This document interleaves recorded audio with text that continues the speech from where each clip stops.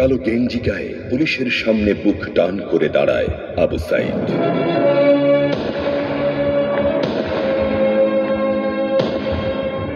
Police তাকে রক্ষা করার বদলে গুলি করে। ঠাস ঠুস কয়েকটা গুলির মধ্যে একটা গুলি লাগে তার কোমরে। খানিকটা ভাঁজ হয়ে যায় শরীর। সম্ভবত সে বুঝতে পারে নাই। ঘাড় ঘুরিয়ে কোমর দেখার চেষ্টা করে একবার, তারপর আবার আগের মতো আবার দুই হাত প্রসারিত করে সিনা টান করে দাঁড়ায়। ডান হাতে ছোট্ট একটা লাঠি।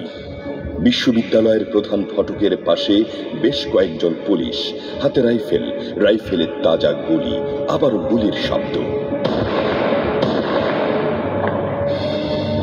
পরে গুলিটা কোথায় লাগলো বোঝা গেল না। তবে আবু সাইদ টলছে, পড়বে পড়বে ভাব, কিন্তু সে সোজা হয়ে দাঁড়ানোর চেষ্টা করছে।